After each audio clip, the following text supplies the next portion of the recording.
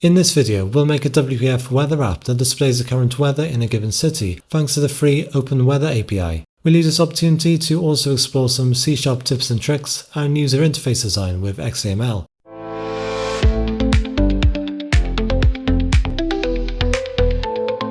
Hey guys, and welcome to Azul Coding. To save time, I've gone ahead and set up some of the UI controls we'll need to make our weather app, and I'll talk you through those in just a moment. All the code in this video is available from the link in the description down below. I'll be writing this in C#, but there's a VB.NET translation available from the link as well. Let's start by exploring the user interface. The most important part is this text box and button that allows the user to search for a city to display the weather for. If you want to style these controls to match your design, it's a good idea to create a style that we reference using the static resource markup, and then in the window resources, I define the styles. In the button style, for example, I've defined each property using a setter, specifying the property name and value.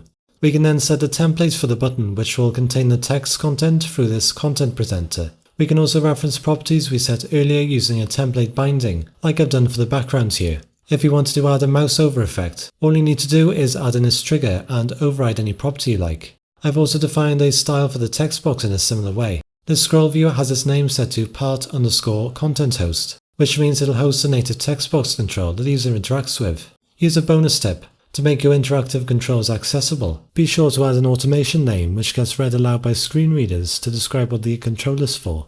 When the user searches for a city, we'll then display this element, and I've filled it in with some dummy data for now. By default this will be hidden, but if you want to make it visible in this designer, we can add that property in with the D prefix. So when we run the app, visibility will be set to collapsed, and here in the designer it'll be set to visible. The last part of the UI I want to mention is this grid layout. We can define how many rows and columns the grid has here, setting the width of the columns to star, meaning they'll be equal width, and setting the height of the rows to auto. We'll then add elements to each row and column like so. Now we've got the interface sorted, let's work on the API. We'll want to create two class files, one for the class structure of the API response, and one for the weather service that will call the API and return the information we need.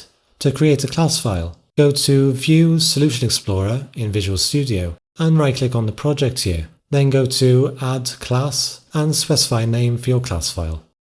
Let's look at the weather response class first, which contains the API response structure. I won't go through all of this in detail, but it's essentially used to map the JSON response to a class that we can easily interact with. We're doing this using a built-in JSON library in .NET, applying attributes to each of the properties. These attributes will map the property name in the JSON response to this field. Don't forget that this file is available from the link in the description. Now let's start work on our weather service class. I've gone ahead and included some of the constants that we'll be using later, along with this helpful function that converts a set of key value pairs into a query string that we'll use when calling the API.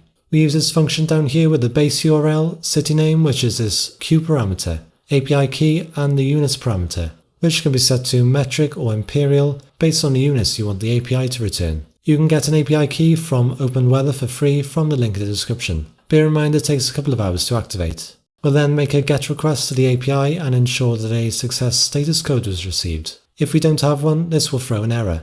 Otherwise, we'll pass the JSON string using JSON serializer.deserialize, passing in our weather response class type from earlier. Then we'll return the result or throw an error if it's null with this syntax.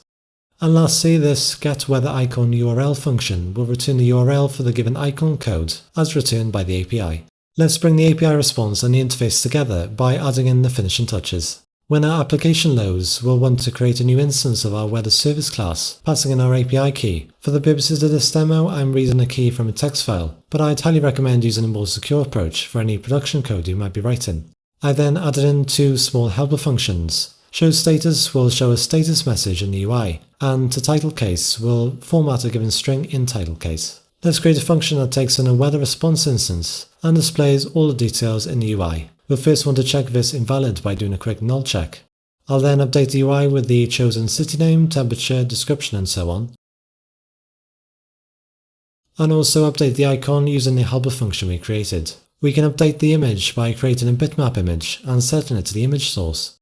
In the XAML code, I've assigned a click event handler to the search button and a key down event handler to the text box for when the user presses the enter key. When the user clicks the button, we'll check the text box has some text in it, and if it does, we'll continue to update the UI with a loading message, call our weather services getWeatherAsync function, and then call displayWeather to place our data in the UI. Regardless of whether or not the API response is successful, we'll always want to reset the search button back to its original state. And in case the user presses the enter key, we'll pass them through to this function. Let's test it out. If I check what the weather's like in London, we get the data correctly and update the UI with the icon and weather information as we'd expect. Try and have a go at expanding this app to show the forecast for the next couple of days using the forecast endpoint of the OpenWeather API. If you're looking for some example apps, I've created a suite of desktop and Android apps that are all open source. And I've also made a language learning site built with Eleventy that's 100% free. Check them both out in the description down below. Be sure to leave a like if you enjoyed this video and subscribe to keep up to date with the latest from Azul Coding. Thanks for watching and I'll see you soon.